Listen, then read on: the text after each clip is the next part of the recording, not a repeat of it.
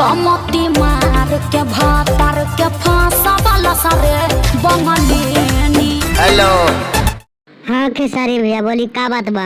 आमी बंगाल जाबो। हाँ खेसारी भैया तो बंगाल का जीवो की बात है की करबो जा और तड़ातड़ी करबो। ए खेसारी भैया हम कहो ये कि तो बंगाल मत जाइए समझ गेलो। अरे जा। अच्छा खेसारी भैया तो जे हो तो एक बात सुन ला मत दोस्त वहाँ बंगाल में रहे की खाएगा बोलो बना के रखते हो। जाबो लेकिन वो अलग बात बा कि कुछ खाबो ना।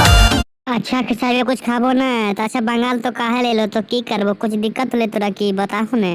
तू तो देत बाड़ू जखम लगावे हमरो। ई खेसारी भैया तो की बोल हम कहाँ तोरा जखम दलिए की मरहम जखम के बात और हम बिला आदमी के हमरा औकात है तोरा कुछ करेगी जी। तो हसन के बाबा लाला वाला। हाँ की बोल रहे खेसारी भैया तो की हमरा से नीक बड़ के है तोरा से हमरा से नीक बताओ जल्दी तो बढ़िया से। पानिया अरे पानिया। अच्छा खेसारी भैया हमरा से नीक बंगाल वाला पनिया तो खूब पियो समझ लो हमरा से बतिए है ना समझ लो वीडियो खत्म हो गया भैया तो वीडियो लाइक शेयर कर दो कमेडी वीडियो लेगा फिर से।